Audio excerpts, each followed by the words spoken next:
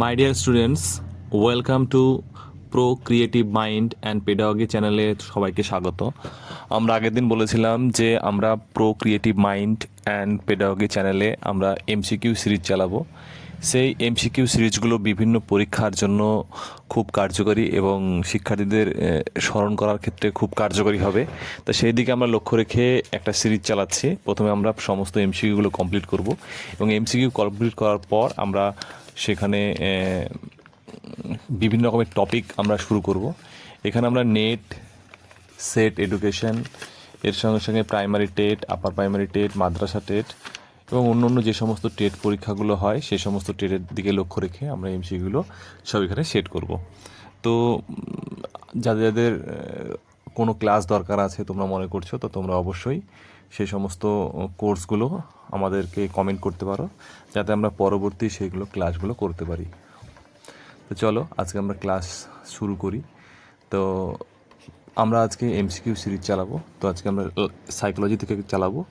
সেই সাইকোলজির প্রশ্ন আজকে আমাদের প্রথম প্রশ্ন, শিখনের প্রথম বৈশিষ্ট্য কী বা প্রধান বৈশিষ্ট্য কী? প্রথম নয়, প্রধান বৈশিষ্ট্য। আচরণের অস্থায়ী পরিবর্তন, আচরণের স্থায়ী পরিবর্তন, শুধুমাত্র মুখস্থ করা, কোনোটি নয়। এখানে আমরা উত্তরটা দিয়ে দেওয়া হয়েছে। দেখো, আচরণের স্থায়ী পরিবর্তন যখন হবে তখন তাকে শিখন বলে। এটা খুব ইজি প্রশ্ন। প্রচেষ্টা ভুল তত্ত্বের প্রবক্তাকে প্যাভলভ, স্কিনার, থর্নডাইক এবং কোহলার। আমরা জানি যে প্রচেষ্টা ট্রায়াল অ্যান্ড এরর, প্রচেষ্টা ভুল তত্ত্বের যে কথা বলেছেন তিনি হচ্ছেন থর্নডাইক। এই থর্নডাইক তার থিওরিতে বলেছিলেন যে শিক্ষার্থীরা প্রচেষ্টা ভুলের পদ্ধতির মাধ্যমে শিখবে। এই প্রচেষ্টা ভুল শিখন পদ্ধতির কথা থর্নডাইক বলেছিলেন। তাছাড়াও তিনি প্রচেষ্টা ভুলের সঙ্গে সঙ্গে তিনি 8টি সূত্র দিয়েছিলেন, সেগুলো আমরা পরবর্তী কোশ্চেনে দেখব। এখানে সঠিক অ্যান্সার হচ্ছে থর্নডাইক। তারপরে প্রশ্ন দেখো যে প্যাভলভের শিখন তত্ত্বটি কী নামে পরিচিত? প্রাচীন অনুবর্তন, সক্রিয় অনুবর্তন, অন্তর্দৃষ্টি আর সামাজিক শিখন। আমরা জানি যে প্যাভলভের যে শিখন তত্ত্ব সেটা হচ্ছে প্রাচীন অনুবর্তন বা ক্লাসিক্যাল কন্ডিশনিংও বলা হয় একে। ইংরেজিতে আমরা বলি ক্লাসিক্যাল কন্ডিশনিং। তিনি কুকুর নিয়ে পরীক্ষা করেছিলেন, তাহলে এখানে সঠিক অ্যান্সার হচ্ছে ক্লাসিক্যাল কন্ডিশনিং।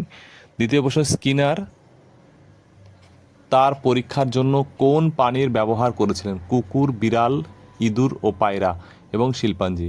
আমরা জানি এ ব্যবহার করেছিল ইঁদুর এবং পায়রা, কুকুর ব্যবহার করেছিল প্যাভলভ, আর বিড়াল করেছিল থর্নডাইক, আর শিল্পাঞ্জি করেছিল কোহলার।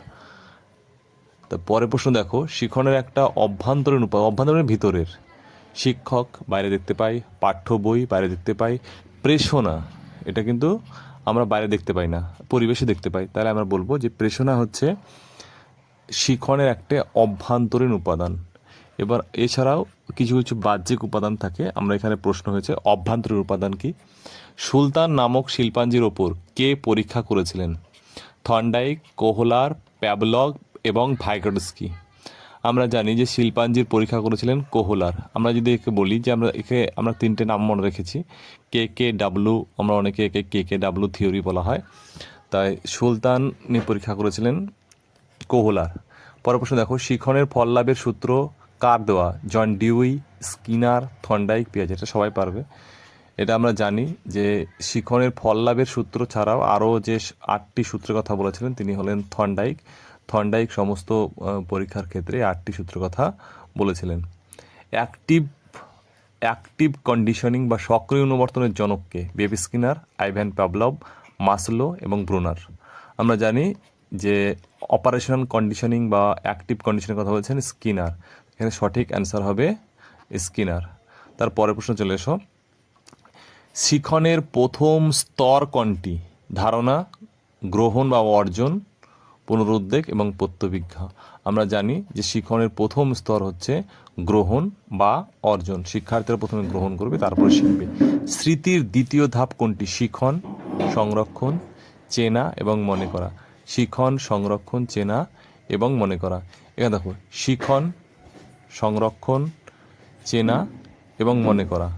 এখানে শিখনের যে দ্বিতীয় ধাপের কথা বলা হয়েছে সেই দ্বিতীয় ধাপটি হচ্ছে, আমরা এখানে তোমরা একটা কমেন্ট করতে পারো সঙ্গে সঙ্গে, কোনো অসুবিধা নেই। তা আমি তোমাদের একটু বলে দিই যে শিখন, সংরক্ষণ, চেনা এবং মনে করা যে বলা হয়েছে, দ্বিতীয় ধাপ হচ্ছে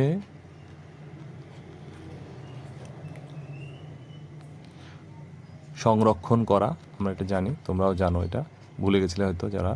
তারপর এটা আমরা পড়বো শিখন সংরক্ষণ করা। তারপরে প্রশ্ন দেখো, 11টা গেস্টাল শব্দের অর্থ কী? অংশ, অবয়ব বা পূর্ণ রূপ, শিখন এবং বুদ্ধি। আমরা জানি গেস্টাল শব্দের অনেকগুলো শব্দ আছে, যেমন অবয়ব, প্রতিপূরণ, রূপ, ছাঁচ, আকার। এটা কি? এটা সমগ্র, আমরা যদি কোনো একটা বিষয় দেখি, সেই বিষয় সম্পর্কে সমগ্র দিক থাকবে, সেই সমগ্র দিকের পাট পাট অংশকে আমরা বলবো গেস্টাল তত্ত্ব। এই গেস্টাল তত্ত্বের বিভিন্ন বিষয়গুলি আমরা পরবর্তী থিওরিতে আমরা জানব। তারপরে প্রশ্ন 12 নম্বর প্রশ্নটা দেখো। 12 নম্বর প্রশ্নে শিখনের ট্যাবুলার আশা। ট্যাবুলার আশাকে ধারণা দিয়েছেন প্লেটো, অ্যারিস্টটল, জন লক এবং রুশো। এটা আমরা পাবো যে এই ধারণার কথা বলেছে জন লক। জন লক তার থিওরিতে ট্যাবলার আশার কথা বলেছে। এই ট্যাবলার আশার কথা ক্ষেত্রে তিনি বলেছেন যে পাঠ্যক্রমের ক্ষেত্রে কিছু বিষয় এখানে তুলে ধরা হয়েছিল। দেখো তারপরে প্রশ্ন দেখো, শিখনের ক্ষেত্রে পরিণমন হলো কি? পরিণমন কি? যে সমস্ত বিষয়গুলো আমাদের স্বাভাবিকভাবে ঘটে তাকে পরিণমন বলে থাকে।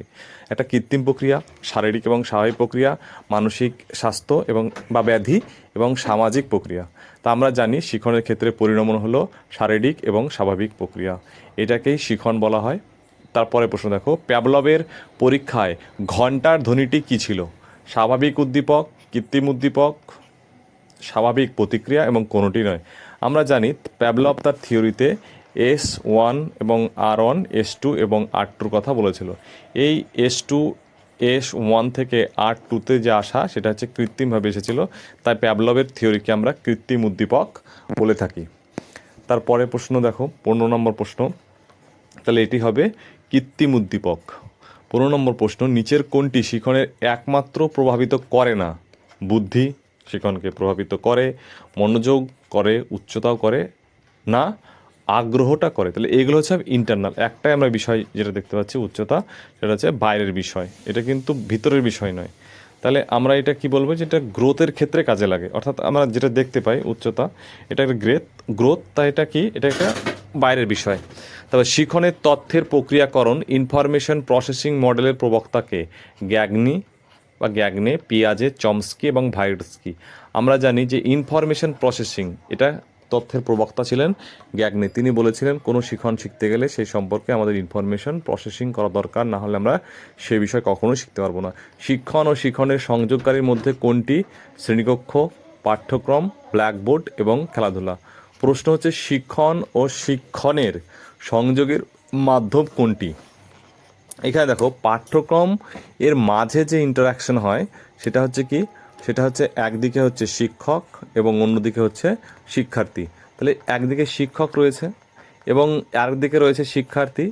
এই দুজনের মাঝখানে যে আমাদের কমিউনিকেশন বা ইন্টারাকশন হয় সেটা হচ্ছে পাঠ্যক্রম। তাই শিক্ষণ ও শিক্ষণের ক্ষেত্রে যে সংযোগ সেটা হচ্ছে পাঠ্যক্রম। ব্ল্যাকবোর্ড না থাকলেও অসুবিধা নেই। প্রচেষ্টা ও ভুল তত্ত্বের প্রস্তুতি সূত্র কোনটির ওপর গুরুত্ব দেয়? মানসিক প্রস্তুতি, যান্ত্রিক প্রস্তুতি, আর্থিক প্রস্তুতি এবং কোনোটি নয়। আমরা জানি এটি প্রস্তুতির ক্ষেত্রে মানসিক প্রস্তুতির কথা বলা হয়েছে। এই মানসিক প্রস্তুতিতে প্রচুর জোর দেওয়া হয়। এই যে থর্নডাইক 8টি সূত্রের কথা বলেছেন, তার মধ্যে এটি হচ্ছে প্রধান সূত্র।